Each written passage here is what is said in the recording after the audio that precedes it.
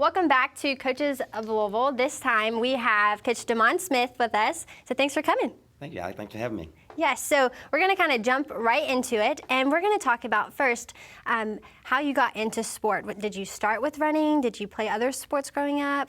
Well, my mom, she put us in all types of sports, so it wasn't just me starting off running. We kind of got into a rec league, and we kind of dabbled into a lot of sports. Back then, really wasn't track that the thing was big. It was more basketball and football. So kind of started off with basketball and football before I got around to track and field or cross country. Okay.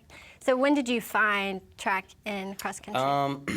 Crazy story. I was at Conway Middle School where I went to school and met Maxanne Newby and Cindy Sullivan. Cindy Sullivan is actually used to be the counselor at Male High School, and she was a counselor and teacher at Conway Middle School, and Maxanne Newby was a counselor, and also she was a teacher. So they were running one day and saw him out running and asked if I could go running with him. Had my big Timberland boots on at the time, didn't know, so big old jacket, but went out and ran with him and kind of fell in love with running with them. Then I met David Schul, who was my cross-country coach at PRP. He was doing a road race and saw me and asked me what school I was going to go to.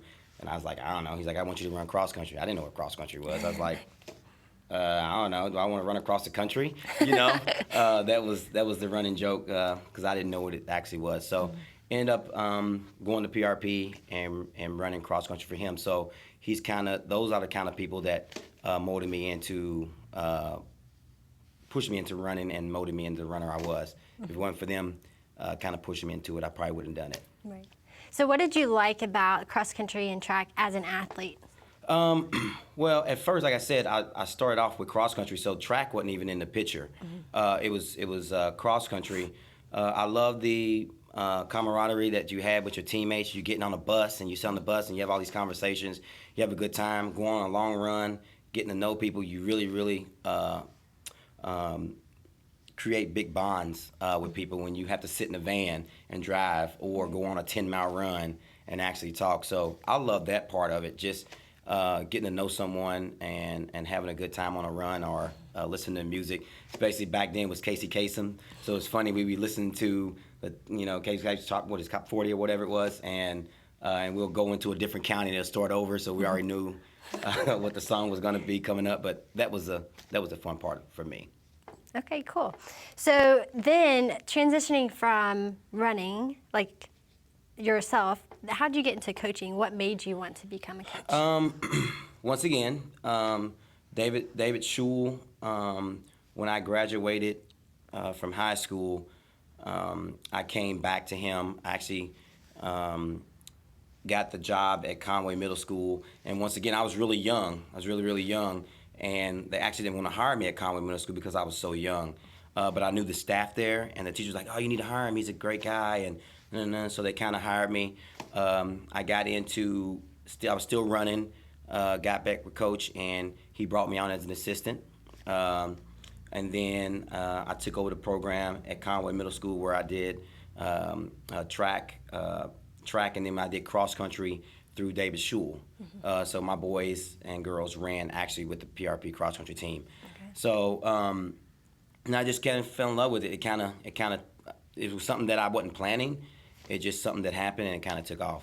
Okay, cool. And that's where I remember we were talking before this, and I was like, I know you coached at PRP and stuff like that, so asking about how you got into it. And I remember you running around the cross country courses and stuff, cheering on your athletes and coaching them. So really cool. So when did you, now you're coaching at Male, and so when did you make that transition from Conway PRP to Male? Well, I actually, people don't realize, people forget, but I actually took over the program at PRP once David Schul stepped down. Okay. So for me, I had a lot of people that helped me along the way become the coach I am today. So it was, when he stepped down, it was like, oh my God, he's like, I think you need to be the next person to come in line. Took over. I was really nervous, taking over a program, a high school program, So once he stepped down, I took over that program. I thought I did a great job. I was really happy with what I was learning. I was a young coach and trying not to make too many big mistakes. Right. But then ended up meeting Nason, who was the cross country coach at Mayo. Along the course, he's like, "Hey, our track job is coming open. You should apply for it." And I was like, I don't know about that. That's a big program. So he was like, "No, you'll be great at it. You should apply." So ended up applying for it and hit it off really well with the athletic director, John Kelsey, who was there. Probably, I'm telling you, hands down the best athletic director in the state of Kentucky. He's all about sports, all about kids, all about doing whatever it needs to be done to help a kid be successful. So ended up hitting it off really well with him. I actually did 3 interviews with him, 3 interviews before they hired me as the head coach at Mayo. So that's kind of the path that I took to become the head coach. Okay.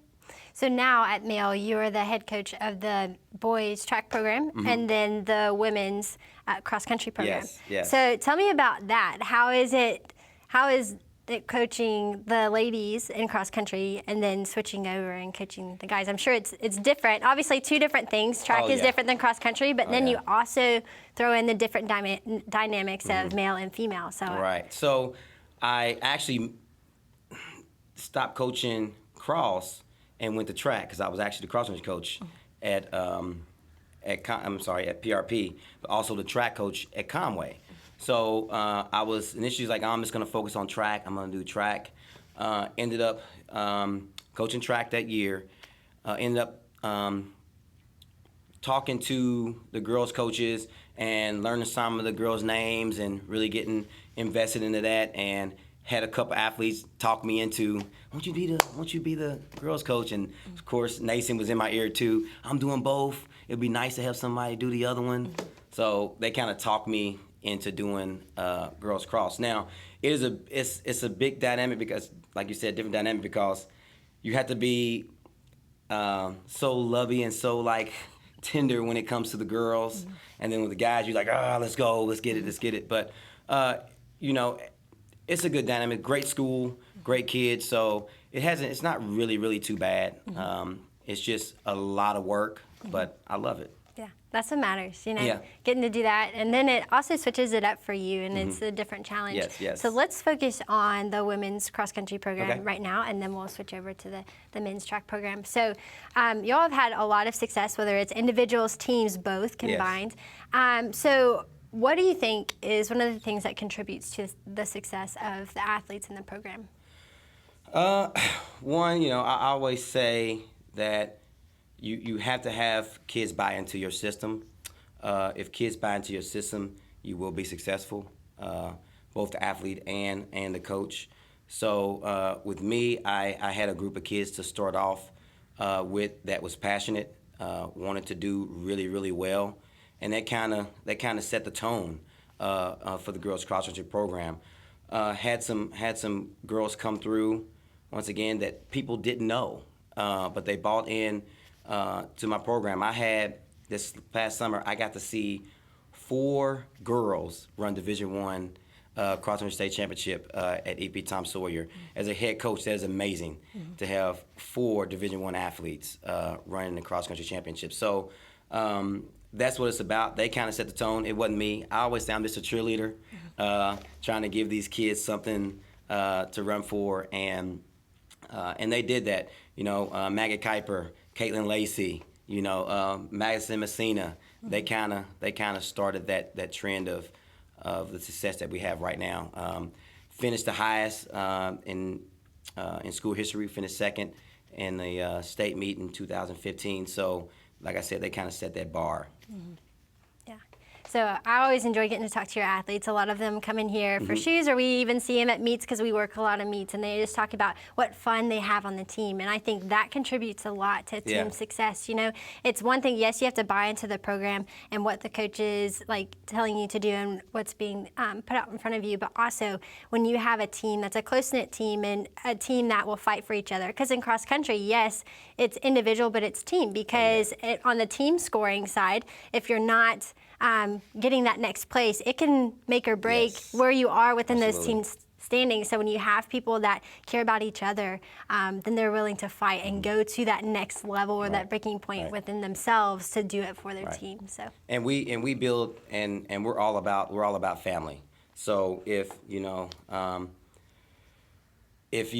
not bought in, then you're not from Mill High. And I'm talking about family-wise. We've always preached that. I've always said, family first, and we're a family if you're on this team, and that's why we're successful. We're going to continue to be successful for that reason. So, yeah, you're right. So then talking about more of your coaching philosophy and more style when it comes to the actual workouts and things that you do you take a more individualized approach, or do you coach more of each the team, or you have different groups and stuff within your team? For me, and it's funny, I tell you, there's a lot of people that have molded me. When I took over coaching, I met a lot of coaches that say, hey, this is how we do it, this is what we do it. And the one person that I really latched on was Chuck Medley. Me and Chuck Medley have a great relationship. I'm really, really close to him. So really sat down my first 3 or 4 years at Mail and picked his brain. Just learned about what he's done. He's won a lot of state championships. Right. So there's no better mentor to have than Chuck Medley. So really learned a lot from him. So my philosophy is individual and team. If you have, every team sometimes, had a runner like Caitlin Lacey that was above the bar. A lot of so you have to do what you can for that athlete to make sure they're successful. Even also make them a part of the team. So my philosophy is for the summertime we put a base in. We do a lot of segment running in the middle of the season, and we're trying to taper off towards the end. So it's been working this far. So I'm really happy. But once again, you have to surround yourself with coaches that are going to willing to help you, be behind your back, love you. And Chuck Medley's that person. Right. He's awesome. And if you aren't familiar with Chuck Medley, we actually interviewed him for our first Coaches of Louisville episode, so go back and watch that one. Yeah. But we are huge fans and friends with Coach Medley as well. So now switching over to your boys program in the track realm. So tell me about that program, because that's a lot different, because with cross country, it's 5K. Yeah. With track, it's all over. All over, yes. So, once again, I always say you have to surround yourself with people that are going to have your back, are going to, gel with you and make sure they're ready. They have the same goals and what you're trying to achieve. When I took over the male program, they had won 5 straight championships. So I had some big shoes to fill, so to speak. But I was up for the challenge. Once again, I'm always a person that I don't shy away from challenges.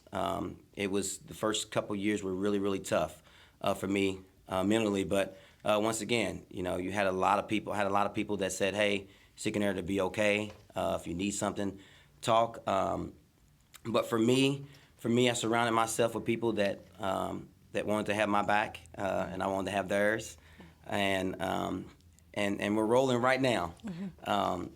I think that first year that I took over, we won. I think we lost the state championship by 1 point, and since then we haven't been out of the top 6 in the state ranking. So at the end of the season. Yeah. So soon, regionals is next week when we're recording this, and then this episode's not going to come out until after state has already happened. Yes. So go and look and see what Male does in terms of the state championship, because you'll be able to see the result of that. I think we're ready. It's going to be an uphill battle, but I think we're ready. We've had a good season, and once again, I tell you about the family-based part of our team. I haven't had a team like this in a long time that is so close knit. They sing together. That's probably my favorite thing that they do. Every practice they're singing, just dancing, hanging out. I got a video of them in our auditorium waiting to be COVID tested, and they're all on the. You got a guy on the piano. He's typing away, and the kids are singing as he's typing. So and they love one another. I got 100 boys, And I can say this, and I'm proud of it, that we haven't had one conflict amongst athletes with 100 boys on the team, not one. And that's what I'm proud of. That's what family's all about. They absolutely love one another, and I think that's what's going to push us over that hump to win the state title. Right. No, that's amazing. Yeah. Anytime you have even 10 people together, Yeah, it's sometimes hard to get them all together, but even 100. Yeah. So what is it like coaching such a huge program like Male? 100 athletes, that's a lot to manage. That's a lot to be able to focus and be able to individualize some of those things. So how are you able to do that? Well, it's not me alone. You have parent support. Parent support is amazing. Athletic program, AD, Emily, who's assistant AD, all my assistant coaches. Wells is amazing. Andy Ames, we brought on a parent. His son, Ricky Kirby, was a great pole vaulter for us, so he came in and took over the program in pole vaulting. He absolutely loves it. He is a workhorse. I mean, once again, just surround people that really want to get that ultimate goal. So that's the big thing. Everybody is tuned in. So it's just not me. People always say, "Oh, it's just you," but I've had people that wanted to see me succeed and see that program succeed. Right. It takes an army, yes, right? It does. All those things. Absolutely. The assistant coaches, the parents, the yes. kids, it takes the athletic directors, all of those things. It takes the school to be bought in, the teachers and things Correct. as well, because it takes all of that. Yes, so. and that's the thing. Like you say that our football coach, Coach Wolf, some programs do not get along when it comes to football and track. Me and Coach Wolf are really, really close. Coach Wolf sends all his athletes to me. I send all my athletes to him. That's why we're both successful on the football field and on the track. So I just want to throw that in there. So once again, the support amongst athletics at Male High School is second to none. So it's only going to make them better, right? Yes, yes. So cool. So now we're going to switch the focus a little bit. So not only do you coach cross country and track, but you and your wife own Boombox Fitness. Yes. So tell us about that. What made you all want to open this gym, and tell us about it. Well, when I first met my wife, she was in fitness, and I was in teaching. So she kind of got away from fitness to go into teaching so we could have summers off. So I kind of think she kind of missed it, so she got into a CrossFit gym with Max and Newbie. Okay. Max and Newbie grabbed her into going to a CrossFit gym. She kind of got that bug again. Kind of came up the conversation that I want to coach again. She got that bug. So we ended up leaving the gym that we were at, opened our garage up, put about 10 grand into our garage, and we started having people work out in our garage. It kind of just took off from there. Met some other people that helped us along the way, as far as we knew a property manager guy who found us a property right down the street from you. Right. So kind of took off, and it was funny. Well, it's not funny, but crazy thing is, our first year open was a COVID year. So a lot of businesses were closing. And once again, family, we sent out a message to our members and said that we were going to continue to do workouts, post videos, do things, do one-on-ones and whatnot on video outlet portions. And they stuck with us. I think we only lost 2 members over COVID. And I think that just goes to the hard work that we put in. Like I said, we did online videos with all our, our coaches did this and that. We did a couple, so we just was fortunate enough to stay open after COVID kind of slowed down and they let us be open again. We had things change. I'm pretty sure you know that, but we continued to grow. So we just was really lucky that we didn't open and didn't have to shut right after COVID. Right. Yeah. No, that's huge, because I know so many businesses like that. So yeah. Very lucky. And it comes back to that family. It's the same with us. You know, we've been in business for so long, and the reason why we are still here is because of the support of the community. Yep. And I think the Louisville, whether it's the running community, the fitness community, and the community as a whole, we've got some really, really loyal and supportive people. So and we do too. really It's cool. great. So with that, so at Boombox, you are the speed specialist, which makes sense, right? Yes. Because of the track and cross country and coaching background. So what does that look like? What do you do with athletes there? I do speed and agility 3 times a week. I do it Monday, Wednesday, and Friday with any age. It doesn't have to be kids, high school. They can be adults. Anyone that's just trying to learn how to run. People are like, oh, I just go out and run. No, you have to learn, right. Especially when it comes to technical skills as far as trying to sprint. So a lot of people come in. So I come in, I have it down to a science. I videotape them to see what their form is like, just like you watch somebody run to see what kind of shoes they have to be fitted in. So for me, I videotape them and see what kind of stuff that's going on with their form and whatnot. So then I try to fix it, of course, tell them what they need to do to fix it, and it's taken off. I think I got about 20 members right now in my speed agility classes. Okay. Throughout, I just got about 5 or 6 more just this past week. Okay. So I'm pretty excited about it. It's going well. I got 3 collegiate athletes that come back to me each year. So I'm really excited about it. I hope it keeps growing. Right. So yeah. That's awesome. And the big thing too, and something I learned a lot in college, was how much all of those things work together, whether it's like lifting and working on the smaller muscle groups and the things that we as runners, sometimes all we want to do is run. Run. Right, and especially, and I can speak from the distance standpoint, can't from the sprinter side, but I'm like, you can tell me run all day, and I'll run all day, but it's like those little things. And I started to learn in college how important and how much better I was because of being able to focus and to lift and that, changing that mindset. And now it's something that I love to do and incorporate it in my week instead of like dragging my feet, And I don't, and the funny thing is, like, majority of my clients that do the speed and agility are not track or cross country. Majority of them are softball kids. Volleyball kids, basketball. Right now, I had a young lady that runs for Pleasure Ridge Park High School. Plays softball for Pleasure Ridge Park High School.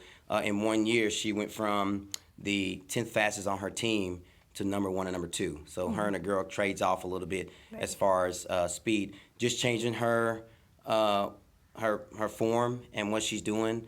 Her time came down, and everybody knows. Softball coaches, any coaches looking for that, how fast they can run from base to base. So, so I'm happy to see that as someone is trying to help someone. That's what I'm in for. I'm just trying to help someone better themselves, and see them be successful. Yeah, it makes them feel so good because you know that the work is paying off. When you're able to see those results too.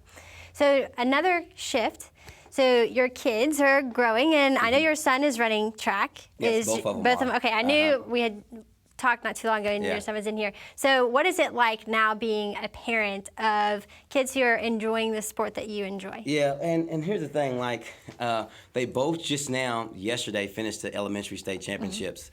Did really well. They finished 7th out of I think 38 teams. Wow. So I was pretty excited about them. My oldest went top 2 in every event. He won the 100 meters, finished 2nd in the 200 and 2nd in the 400. My youngest finished 5th in the 200, 5th in the 100 meters, and I think he went 6th in the 400. Okay. So for me, my youngest told me this past season that I want to do soccer. I don't want to run track. I'm like, okay, you don't have to run track just because that's what Dad does. So he's doing soccer right now this year, but ended up, can I run in mid? He ended up running the middle school state championship, elementary state championship, and finished top 6 in all 3 of his events and didn't run all season. Right. Well, he was running in soccer. Yeah. So he run around, but that's the thing, for me, it's whatever they want to do, I'm going to support. It doesn't have to be running. But my oldest is doing an amazing job. And he's looked up with Ladd, who's the cross-country and track coach over at Holy Cross. Right. So he loves him. He's doing a great job with my son. Right. So for me, I don't want to coach him. Right. I don't. It's like I just want to be a parent and watch them run. So people are like, oh, they're going to come run for you. He's going to run for you one day. No, he's not. No. Right. I don't want him to run for Dad. I want to be able to separate Dad from the sport. And once again, if they don't want to do track and field, they don't have to. Right. I think that's awesome too, that because your coaches had such an influence in your life, and it's evident. You've talked about them here, and you want them to be able to invest in your kids' life, and you get to be the parent. Yes. You know, you get to be the one cheering on the sidelines and excited for them, and let them take direction from someone else, which is really cool. So yeah, well, that's awesome. Yeah. I'm pretty excited about it. I'm pretty excited to see where it goes from. You know, if he continues to want to do it, and if my youngest soccer, I want to see where he goes with it. So it's one of those things. I just want to be a parent, and like you said, coaching mentors are really, really important. And I think Ladd and Coach Beth over at St. Paul have done a great job with my boys, and I'm happy with it. Good. That's what matters. Everyone's happy, you know. Yeah, right. All right, so the last little thing I want to talk about is, so if there are some people watching this who are interested in becoming coaches, what's some pieces of advice that you would give to these? Be yourself. Continue to try to educate yourself on your sport. Love it. If you lost that love for it, it's no longer something that fuels you. Every year I learn. Every year something new comes up. Surround yourself with people that love the sport just as much as you do. You will be successful. When things get tough, you gotta keep pushing, because they will. Not every year is going to be glitz and glamour. You know, I've lost. I finished second 3 times in the state meet at the track and field level. So, and each time it hurts really, really bad to be that close. I can fold up and say, I'm done. But, you know, once again, you have a lot of people that are around you that love you and want to see you be successful. And that's it. Just keep pushing. Love what you do. Block out the negativity, because there's going to be. And do what you love. That's what it's about. If you love it, things will happen in the good for you when you love something. Right. Awesome. I think they're going to appreciate those words of wisdom there. So that is all the questions that I have for you. Is there anything you'd like to add, or something that we didn't go over that you think, man, I have to say this? No, I would just say, thank you for all the people that's helped me be where I am today. Once again, I keep saying that because that's important. Maxanne Newby, Chuck Medley, David Schul, my mom, wife, my family. There's a lot of people that's helped me become the person I am today. And without those key people, Damon Smith is not sitting here right now. So thank you all, love you all, and I appreciate you having me. Yes, thanks for coming on. Yes. All right, well, thank you. Yes, ma'am.